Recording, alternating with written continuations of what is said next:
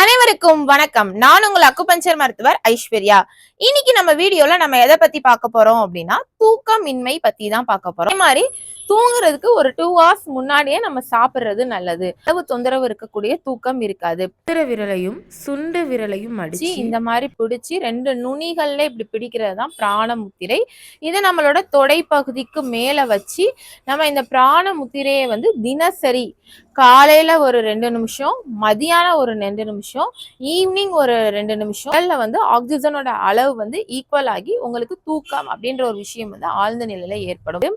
அதாவது நம்மளோட சுண்டு விரலுக்கும் நடுவிரலுக்கும் இடையில இருந்து இந்த மணிக்கட்டு ரேகையில முடியக்கூடிய இந்த பாயிண்ட் தான் H7. இந்த H7ன்ற புள்ளியை இந்த மாதிரி நீங்க கிளாக் வைஸ்ல ஒரு 5 டைம்ஸ், ஆன்டி கிளாக் வைஸ்ல ஒரு 5 டைம்ஸ், இந்த மாதிரி நீங்க இதை தொடர்ந்து ஒரு 3 முறை 4 முறை இதை செஞ்சுக்கிட்டே வந்தீங்க அப்படின்னா உங்களுக்கு தூக்கமின்மை அப்படின்ற ஒரு விஷயம் சரியாகும்.